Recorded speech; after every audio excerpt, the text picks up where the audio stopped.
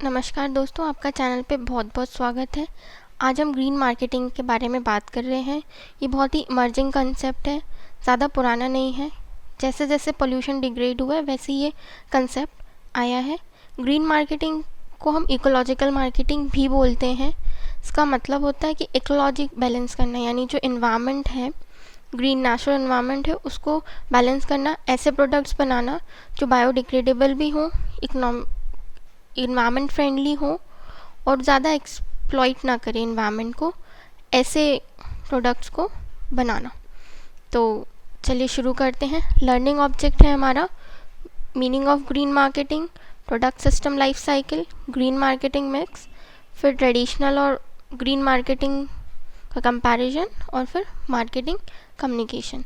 तो जैसे कि ग्रीन मार्केटिंग का मतलब बता ही दिया था कि ऐसे प्रोडक्ट्स बनाना जो कि इन्वायरमेंटल के लिए सेफ भी हो, लॉन्ग रेंज के हो और प्रोडक्शन प्रोसेस में ज़्यादा इन्वायरमेंट को नुकसान ना पहुँचे। जैसे इसका एक एग्जांपल हम देखें तो होटल्स लेते हैं आज एग्जांपल्स, जो कि इको फ्रेंडली टर्न होते जा रहे हैं।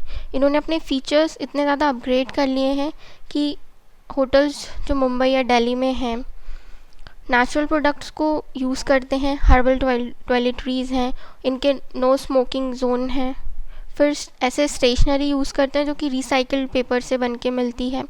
ये अपने गेस्ट्स को एजुकेट करते हैं ताकि वो मदर अर्थ को प्रोटेक्ट कर सकें। और थोड़े से और जैसे इनके गेस्ट जो कॉमन गेस्ट या सेम गेस्ट हैं उनके लिए बेड्स और बाथ लाइनन्स को फ्रीक्वेंटली वॉश नहीं करते। तो ये कुछ कॉमनली कंसर्न्स दिखे हैं जो होटल्स ने चेंज किए। उनके एक्सपेंडिचर्स भी बढ़े हैं। जो उनका स्टाफ है या होटल मैनेजर्स हैं, इन्होंने बहुत ध्यान दिया है गार्डन्स और फॉरेस्ट को कल्टीवेट करने में, इससे उनके एक्सपेंडिचर्स बहुत बढ़े। तो यहाँ पे क्वेश्चन अराइज होता है कि क्या या क्यों ग्रीन मार्केटिंग इतनी इम्पॉर्टेंट है। तो जैसे कि क्यों हमें इको फ्रेंडली प्रोडक्ट्स बनाने चाहिए, या क्या ये अगेंस्ट होंगे कॉम्पिटिटिव मार्केटिंग के, जहाँ पे कंटिन्यूसली इनोवेशन करना एक कंपनी की ज़रूरत है, उसको अपने प्रोडक्ट्स को इम्प्रोवाइज़ करना रहना ज़रूरी है मार्केट में सस्टेन करने के लिए। और क्या कस्टमर्स वाकई में इको फ्रेंडली प्रोडक्ट्स के बारे में केयर करते हैं। तो इसके फॉलोइंग पॉइंट्स हैं जो कि ऐसे व्यू रखे गए हैं जो कि प्रॉफिटेबल भी हैं, तो वो देख लेते हैं। फर्स्ट है कंज्यूमर अवेयरनेस और second prime mover advantage. First देखें कि कंज्यूमर्स जो हैं वो बहुत ज़्यादा अवेयर होते जा रहे हैं कि कैसे प्रोडक्ट्स, क्या क्या कॉन्सिक्वेंसीज हो सकती हैं प्रोडक्ट की, वो कैसे एनवायरनमेंट को डिप्लीट करता है। जैसे अगर हम बात कर लें पॉलीथीन बैग्स की, जो कि मतलब लैंड्स के लिए भी, खेतों के लिए बहुत ज़्यादा नुकसानदेह हैं, पेड़ों के लिए हैं, एनिमल्स के लिए हैं, गाय खाती हैं तो मर जाती हैं। इसीलिए जो कंज्यूमर हैं वो आजकल अपने साथ शॉपिंग बैग्स खुद कैरी करते हैं, चाहे वो पेपर बैग हो या क्लॉथ बैग हो। तो इससे एक चीज़ ये हो गई कि जो ऐसी स्मॉल स्केल इंडस्ट्रीज़ हैं या कॉटेज इंडस्ट्रीज़ हैं जो पेपर बैग या क्लॉथ बैग में इन्वॉल्व हैं, ये सब बनाती हैं, तो उनका प्रमोशन हो रहा है, ये प्रमोट होंगे। तो एक एडवांटेज तो इको फ्रेंडली मार्केटिंग का ये हो गया।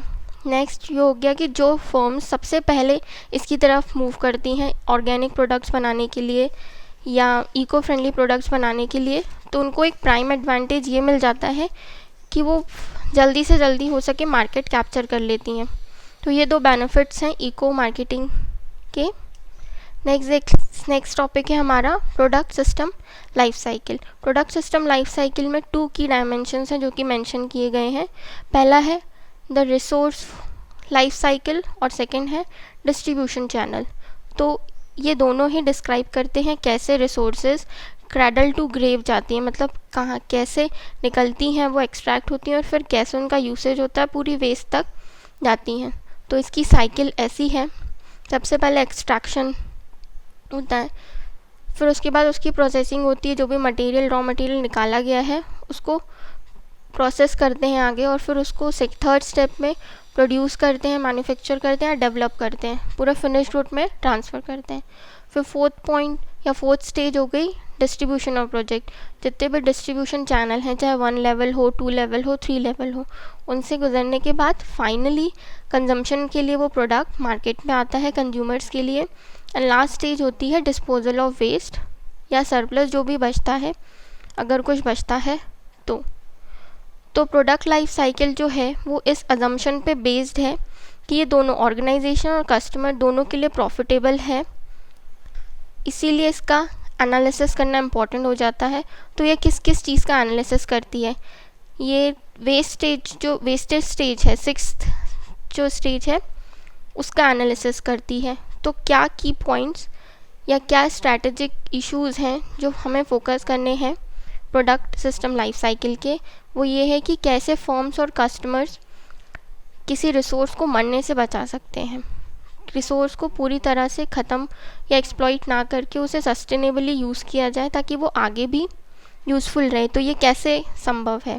फिर थर्ड, क्या ज़रूरत है वेस्ट को मैनेज करने की ईच स्टेजेस पे, जो रिसोर्स की लाइफ साइकिल है, क्या ऐसा करना चाहिए ताकि जो वेस्ट है वो ईच स्टेप पे प्रिवेंट हो सके। नेक्स्ट, कि स्टेक होल्डर्स को भी इसकी रिस्पॉन्सिबिलिटी लेनी चाहिए।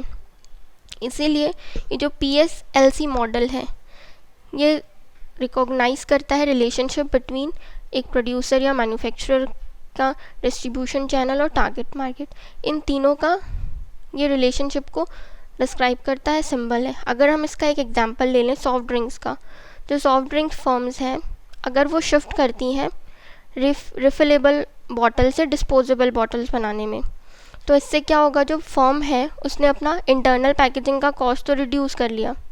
ऐसे कि पहले वो थोड़ी सी रिफिलिंग वाली बॉटल में ज़्यादा पैसे खर्च होते थे, अब डिस्पोजेबल वाली में कम पैसे खर्च हो गई, इससे उनकी कॉस्ट तो ज़ीरो हो गई या रिड्यूस हो गई।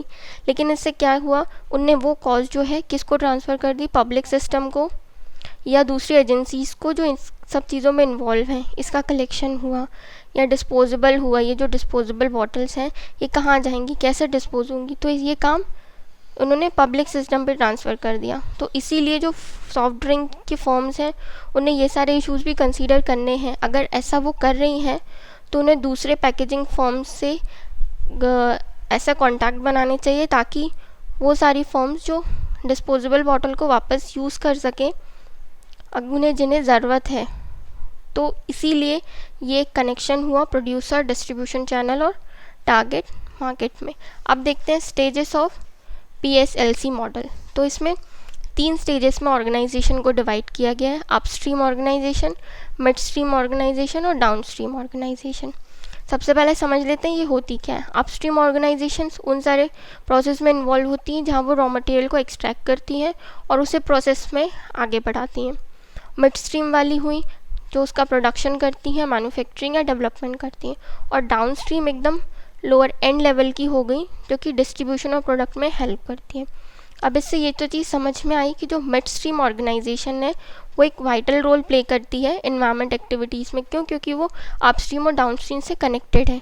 तो अगर कोई भी इको फ्रेंडली एक्टिविटी हुई तो ये उनसे कनेक्टेड रह सकती है। और दूसरी बात, मिड स्ट्रीम या डाउनस्ट्रीम वाले एंड कंज्यूमर तक क्लोजली रिलेटेड होते हैं और डाउनस्ट्रीम वाले तो एक्चुअल में फाइनल कंज्यूमर को फेस कर रहे होते हैं। तो वो प्रोडक्ट की और ज़्यादा अवेयरनेस कंज्यूमर तक पहुंचा सकते हैं कि वो इको फ्रेंडली प्रोडक्ट्स यूज़ करें या अदर इन्वायरमेंट बेनिफिट्स गिनवा सकते हैं। अब इसको समझने के लिए एग्जांपल ले लें पेट्रोलियम इंडस्ट्री का। पेट्रोलियम इंडस्ट्री में अपस्ट्रीम फर्म्स वो हो जाएंगी जो कि एक्सट्रैक्शन में इन्वॉल्व हैं, ऑयल एंड गैस के एक्सट्रैक्शन में। इसके एग्जांपल हो गए Indian oil, Bharat petroleum, Hindustan petroleum या गेल। और इसके बाद फिर देखिए मिड स्ट्रीम ऑर्गेनाइजेशन में ये क्या काम करती हैं, रिफाइनिंग का काम करती है ऑयल एंड गैस प्रोडक्ट को। इसमें भी सेम इंडियन ऑयल काम करती है, Bharat petroleum, Hindustan petroleum, Reliance petroleum. फिर थर्ड है डाउन स्ट्रीम ऑर्गेनाइजेशंस। ये काम जो होता है ये मार्केटिंग का काम होता है, इसमें एंड डिस्ट्रीब्यूटर तक प्रोडक्ट को पहुंचाना होता है। तो इसमें पेट्रोल पंप्स या गैस स्टेशंस हो गए, जैसे कि हिंदुस्तान पेट्रोलियम का गैस स्टेशन हुआ, इंडियन ऑयल के गैस स्टेशन हुए, ये सारी चीज़ें आ गई। अब नेक्स्ट है need for being eco friendly. क्या ज़रूरत है इको फ्रेंडली होने की? तो इसकी ज़रूरत बहुत ज़्यादा तब आई जब कंज्यूमर फोरम्स या जुडिशरी से प्रेशर पड़ा कि बहुत सारे नुकसान या हार्मफुल कॉन्सिक्वेंसेस देखने को मिले हैं, प्रोडक्ट्स जो कि एनवायरनमेंट को डैमेज कर रहे हैं, ह्यूमन हेल्थ को डैमेज कर रहे हैं उससे। तो इसका एक एग्जांपल अभी रिसेंटली का तो नहीं है, लेकिन हाँ, दिल्ली गवर्नमेंट ने जब ऑर्डर मिले थे सुप्रीम कोर्ट से कि उन्होंने देखा कि कैसे दिल्ली पॉल्यूटेड हो रही है व्हीकल्स के कारण, तो उन्होंने ये इंट्रोड्यूस किया या फोर्स किया कि दिल्ली गवर्नमेंट को क्लीन फ्यूल लेके आना चाहिए, CNG, compressed natural gas, public transport system में यूज़ करने के लिए। तो इससे दो एस्पेक्ट समझ में आए। सबसे पहला कि ये प्रेशर पड़ा पेट्रोलियम कंपनीज़ पे कि वो लॉन्च करें क्लीन फ्यूल सीएनजी जिसमें लो सल्फर कंटेंट हो, और सेकंड प्रेशर पड़ा ऐसे व्हीकल्स में जो इतने फ्यूल एफिशिएंट बनाए जाएं कि वो सीएनजी को अच्छी तरह से यूज़ कर सके, ज़्यादा पोल्यूशन ना फैलाए। जैसे एट प्रेजेंट अभी 1 अप्रैल को सुप्रीम कोर्ट ने BS3 व्हीकल्स बैन करके BS4 व्हीकल्स को इम्प्लीमेंट किया है। तो नेक्स्ट है टॉपिक है इसी में ग्रीन मार्केटिंग मिक्स। ये ग्रीन मार्केटिंग मिक्स में 4 P's आते हैं। इसके 4 इम्पॉर्टेंट एलिमेंट्स हैं: प्राइस, प्रोडक्ट, प्रमोशन और प्लेस। तो प्रोडक्ट ग्रीन मार्केटिंग मिक्स में क्या होने चाहिए? जो प्रोडक्ट्स हैं ऑब्वियसली इको फ्रेंडली होने चाहिए, ऐसे बने होने चाहिए जो एनवायरनमेंट को लीस्ट से लीस्ट हार्मफुल हो या बायोडिग्रेडेबल हो, और वो एग्जिस्टिंग इन्वायरमेंटल डैमेज जो हो रहा है उसको भी थोड़ा कम कर सकें। तो ऐसे प्रोडक्ट्स की मैन्युफैक्चरिंग होनी चाहिए। फिर प्राइजेस, ऑब्वियसली जो कन्वेंशनल अल्टरनेटिव्स हैं उनसे हायर कॉस्ट पे ये प्रोडक्ट्स बिकेंगे, क्योंकि इनकी प्रोसेसिंग में या मैन्युफैक्चरिंग में थोड़ी ज़्यादा कॉस्ट लगती है, इसीलिए इनके प्राइजेस भी ज़्यादा होंगे। और बहुत से ऐसे टारगेटेड ग्रुप्स हैं जो कि एक्स्ट्रा पे भी करते हैं ऑर्गेनिक फूड्स के लिए या इको फ्रेंडली प्रोडक्ट्स के लिए। नेक्स्ट है प्लेस, यानी कि कैसे गुड्स की पैकेजिंग हो, कैसे ये कंज्यूमर तक डिलीवर हो कि वो ज़्यादा मतलब ख़राब ना हो और अच्छे से उसका यूटिलाइजेशन हो सके। जैसे कि प्लेस, डिस्ट्रीब्यूशन, ये लॉजिस्टिक जो है वो क्रूशियल इम्पॉर्टेंट रोल प्ले करती हैं कि कैसे एक प्रोडक्ट को आप पैकेजिंग अच्छी करके डिस्ट्रीब्यूशन के लिए आप रेडी कर सकें। जैसे कि इसका एग्जांपल हम ले सकते हैं, वेजिटेबल्स हुई जो रीजनल फार्मर्स से बहुत आसानी से मिल जाती हैं, उनमें ज़्यादा पैकेजिंग की कॉस्ट भी नहीं आती और तुरंत 2 से 3 दिन में मार्केट में अवेलेबल हो सकती हैं। तो ऐसी पैकेजिंग कराना जिससे सामान ख़राब भी ना हो और कंज्यूमर्स तक ईजिली पहुंच जाए, इसीलिए प्लेस बहुत इंपॉर्टेंट रोल प्ले करती है ग्रीन मार्केटिंग मिक्स में। फिर लास्ट है प्रमोशन। अब जो कंपनीज या फर्म्स ग्रीन मार्केटिंग में इन्वॉल्व हैं या उनके प्रोडक्ट्स इको फ्रेंडली हैं, वो ये ज़रूर चाहेंगे कि वो इस टैग का यूज़ अपनी प्रमोशन में कर सके, जितना ज़्यादा से ज़्यादा हो वो इन्वायरमेंट एस्पेक्ट्स दिखाएं अपने प्रोडक्ट्स का और जल्दी से जल्दी प्राइम एडवांटेज ले सकें मार्केट कैप्चर करने में। नेक्स्ट आ जाते हैं आप traditional marketing versus green marketing. या इसमें हम कंपैरिजन करेंगे कि कैसे जो पुराना तरीका था मार्केटिंग का और नया तरीका है मार्केटिंग का, क्या डिफरेंस है, क्या बेसिस ऑफ डिफरेंस है। तो यहाँ पे फर्स्ट डिफरेंस है क्राइटेरिया या गोल। तो देखिए ट्रेडिशनल और ग्रीन मार्केटिंग में दोनों में ही कस्टमर सेटिस्फेक्शन और ऑर्गेनाइजेशन गोल कॉमन ही है, जबकि ग्रीन मार्केटिंग में एक इकोसिस्टम कंपैटिबिलिटी ली गई है कि कैसे इकोसिस्टम यानी एनवायरनमेंट के साथ प्रोडक्ट को मैचअप किया जा सके। तो ये तो क्लियर हो गया। सेकेंड है decision making frame of reference, यानी डिसीजन मेकिंग कैसे होगी। अब ट्रेडिशनल मार्केटिंग में जैसे ही goods raw material finish good में कन्वर्ट होता है, उसको चैनल में या एक नेटवर्क में डिसमिनेट कर दिया जाता है, डिस्ट्रीब्यूट कर दिया जाता है कंज्यूमर तक पहुंचाने के लिए।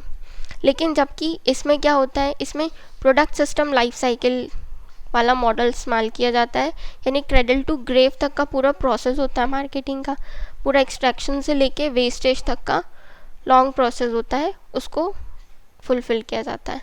नेक्स्ट ये फ्रैगमेंटेड थिंकिंग है, कैसे ये डिफरेंट अप्रोच है different product of life cycles को अलग अलग पढ़ने की, जबकि ये इंटीग्रेटेड थिंकिंग है, ये सारी स्टेप्स को एक साथ लेके इंटीग्रेट यूनाइट करके इन्वॉल्व करके सोचता है।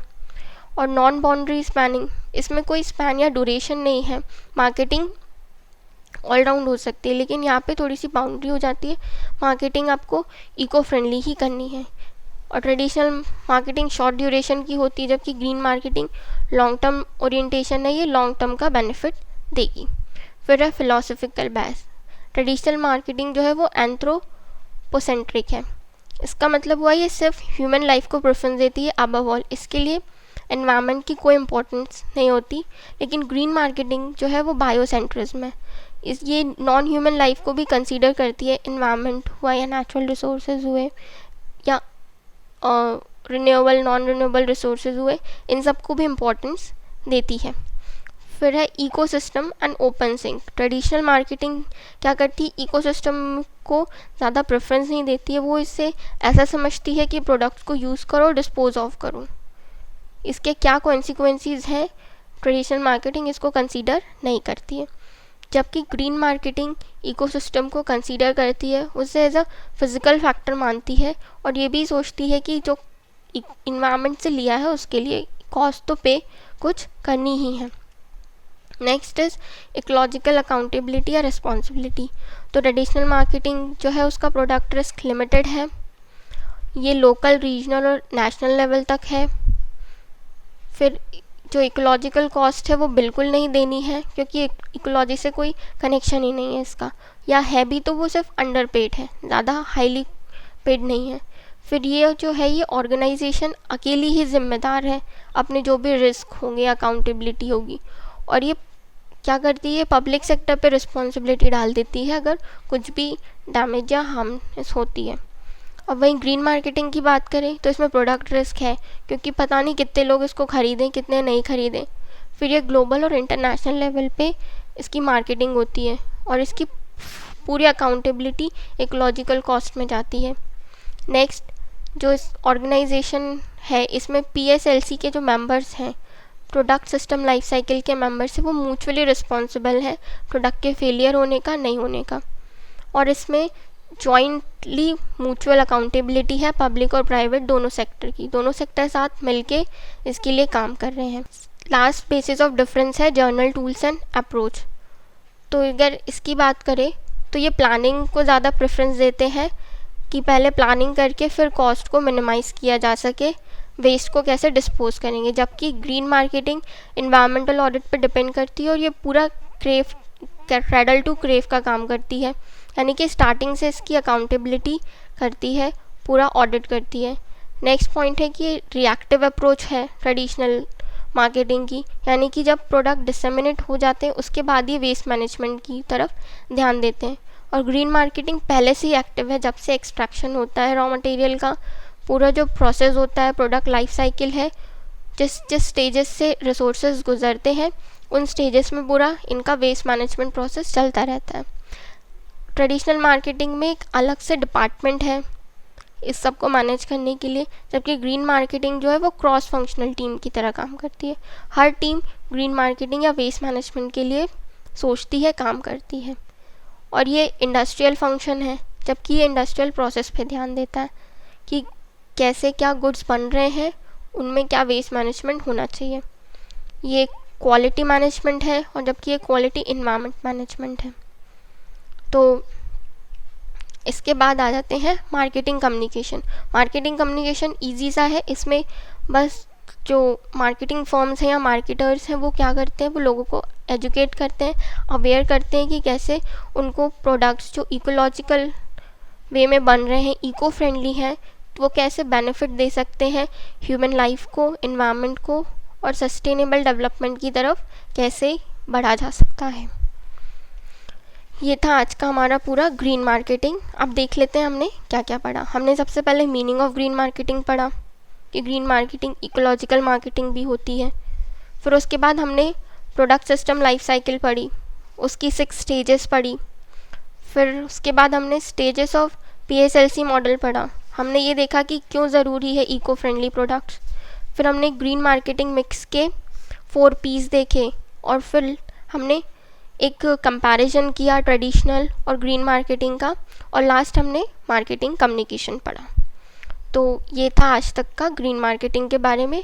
अगर आपको ये वीडियो अच्छा लगा हो तो इसे लाइक करें, शेयर करें, और ऐसे वीडियोस देखने के लिए चैनल को सब्सक्राइब करें। धन्यवाद।